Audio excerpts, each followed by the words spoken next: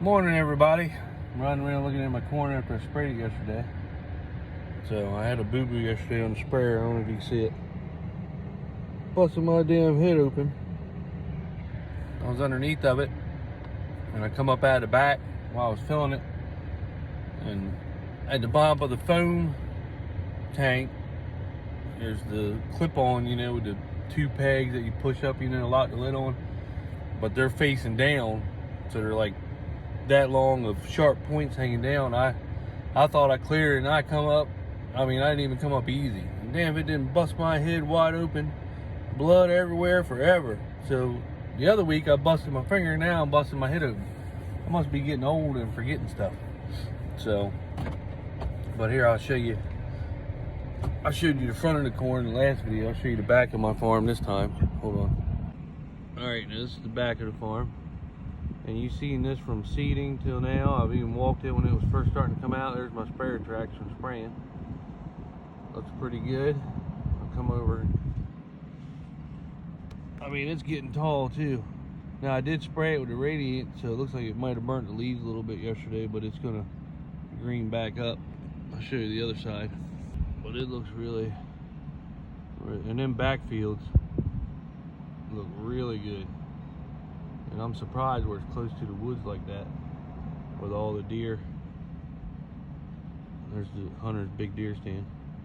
But they look, the corn is so tall compared to what it was just, what was it, 2 days ago when it was cold, and then this last 2 days of heat. It really made this stuff just grow.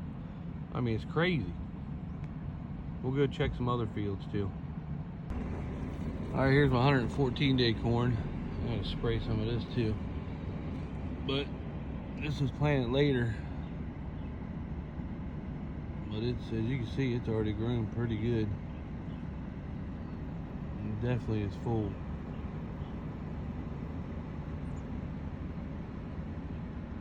Looks really, really good. Really good. They say this right here is the top corn. I think it's 1464 is the number. And it was the top Pioneer corn last year as far as performance. Let's ride down the road here.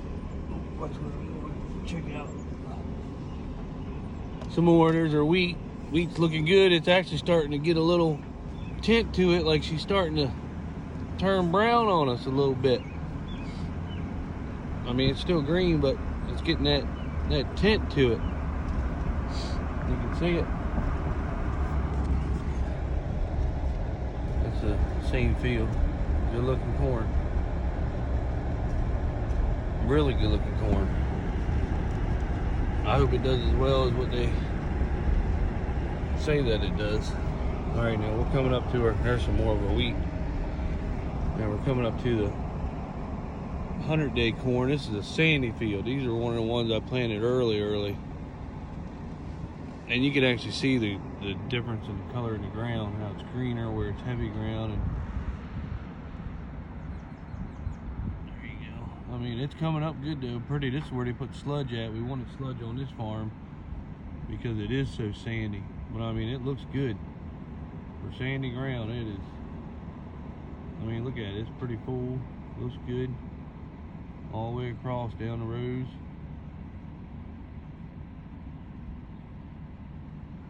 And that's a 100-day corn. There's some more wheat. Oh, yeah, you zoomed in too much. There's some more wheat. We'll ride down. I planted a 100-day on half of this farm. We'll ride down here. I stopped at 100-day.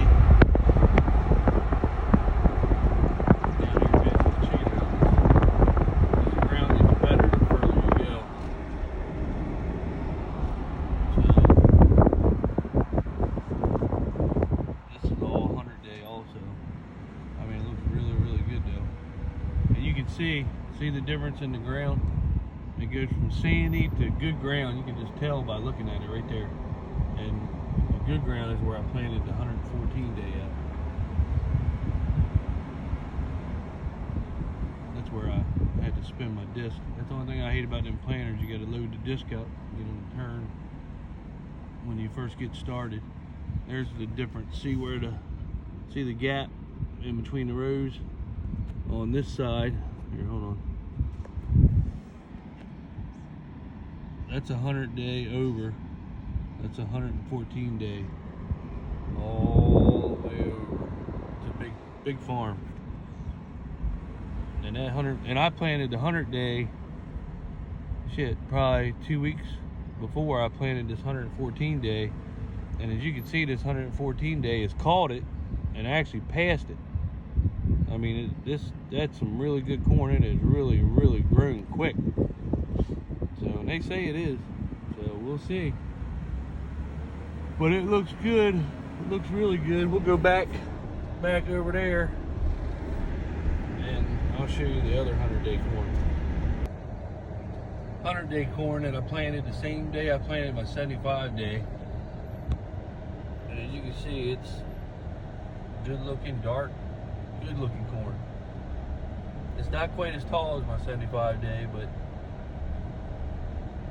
it's really good-looking corn. We'll ride back here and check it out. The 114 day, this is the end of that field.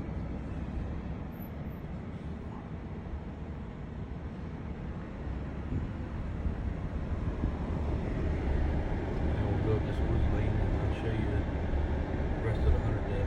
All right, here's my 100-day corn. Pioneer. Everything we planted was Pioneer except for some 102-day decob. But as you can see, it's good all the way across. Not quite as tall. Seems like this is skinnier. The 75-day corn is really like fatter coming up, and this is skinnier coming up. I don't know what the difference in that would be, but as you can see, it looks really, I mean, it looks real good, I think. Really good. I'm very impressed. And this was planted April 6th, the same time I planted 75-day corn. I came right over and I got done here at like 10 o'clock at night. I mean, just beautiful.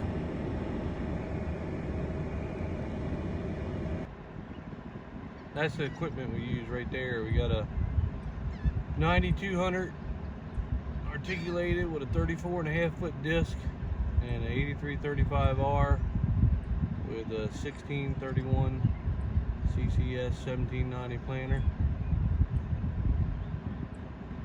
Nice. I love all that. Ain't nothing better to have a nice equipment to ride in. And for years we rode in some old equipment to get what we got. I'm very proud of what we have now. This is 111-day corn. I'm planting this last. It's coming up looking pretty. And I planted over here. There's some grass over here in this field. I have to come spray it. I'll probably do that after this rain, see how this rain goes. But it's all coming up pretty. I don't know why the grass is in. I think we didn't spray this field, burn it down before we planted it. They put the sludge on here. We worked it in. But ain't nothing no Roundup won't take care of.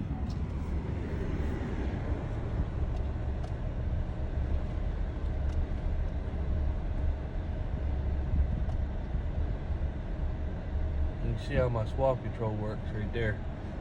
It's perfect, even on an angle, it comes out good right before the row. That's just how I want it. I can get the snout. Where's my finger? I can get the snout. Man, it ain't gonna do it. But anyway, you can get that first snout right down that row without tearing any corn up, and your yield is actually a lot better. Even if you plant inside the first row, that first row and that overplant stuff, the ears are so small, you lose yield.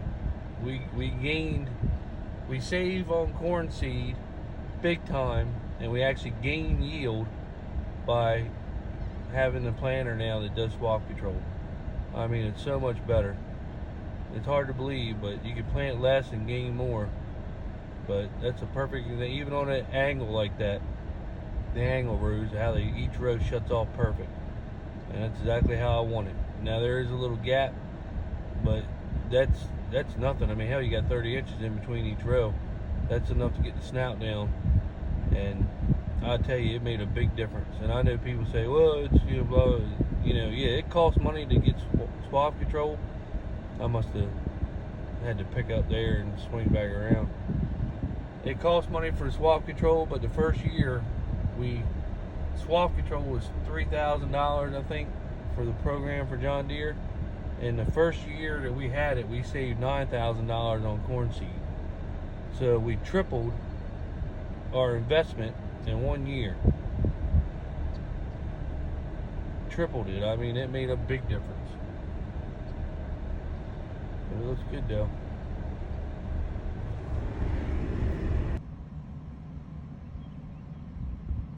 I'm planting this rate for the 111. Last corn that we planted. This is the last of the 114. Another 114 day. It's coming up. This is the last, and then I switched the planter over. And I'll show you the. So this stuff isn't as tall yet. We planted this real late, but it looks good though. And these little fields are a bitch with a big planter. Look, there's another example of swath control right there. Look at that.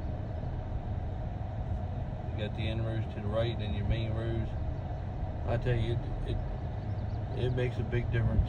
I know people say it doesn't, but it does. Look at that.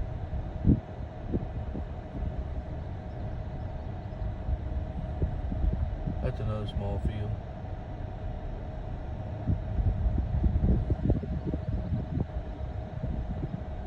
Wet spot there, but it wouldn't work for going in there and trying to replant it.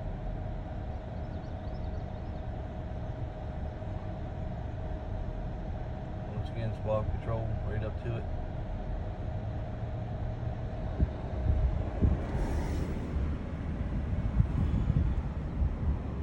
Here's a wheat field we saved.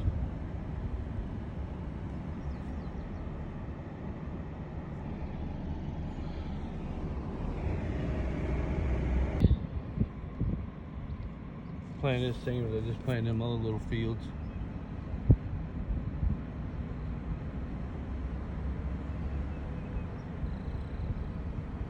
But it all looks good, looks good.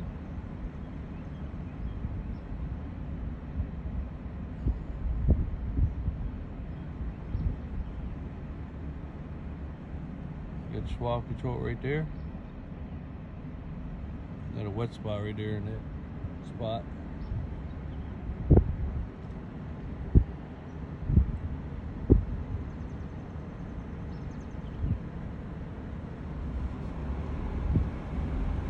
It all looks good. The last corn I planted the other night, when it comes up, I'll show you all that too.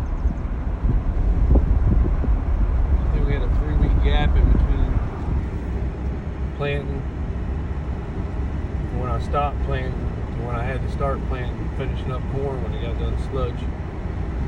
And I'm anxious to see what that corn comes up that I planted in that wheat. But here we are at my farm. This is my personal farm.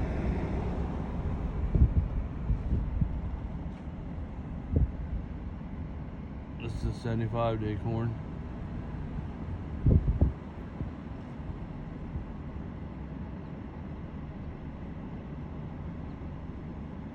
Looks good.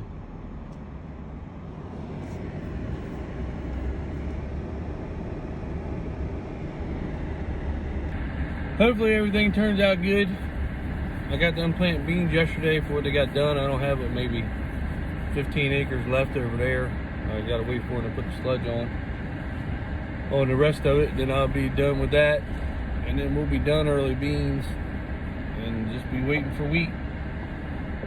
And I hope it gets here soon because I'm ready to go. I'll probably be spraying some corn in between here and there because we do have some grass that's come up in some of the farms. See how this radiant does on this corn. If it really moves it along like they told me it would, I mean, that's something that we need to look at spraying on our other corn. Say it helps the root system real good, helps them gain more nutrients out of the ground, and helps it take off good. So my buddy Tommy, he uses it on all his, and he said it really helps improve the yield. So we'll see what it does here anyway.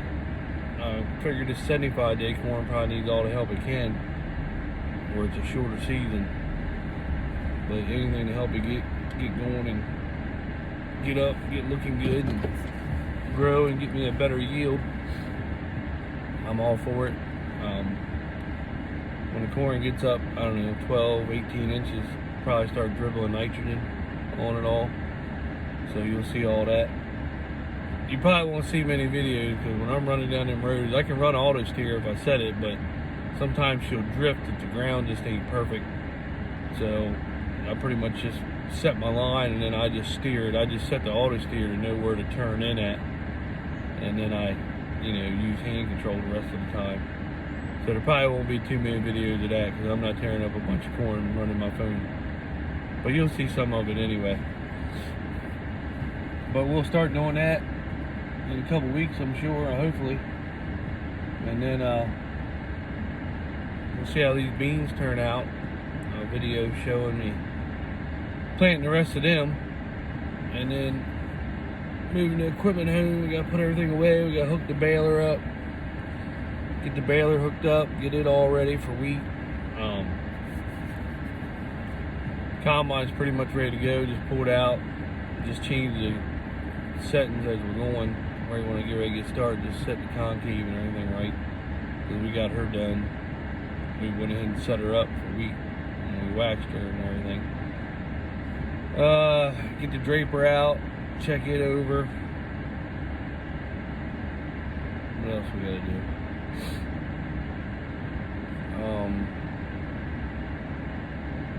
Gotta get the chisel plow moved back home, wash it up, put it away. Finished disking right before I plant that 15 acres of beans, moved the tractor across town. Probably wash all them up because they're dirty. I'm gonna unhook the planter. Like I say, I'll wash the tractor right before we hook it up to the baler. Gotta get that computer all set up for the baler. We never use that E335 for it. So we're gonna do that. Like I say, I'll be spraying some corn, because we do have some grass coming up some of the corn. I'll have to be spraying a little bit of that. And other than that, it's just a waiting game. Waiting on wheat, seeing how it goes. I'll keep you informed. Alright, have a good Sunday. Sunday fun day.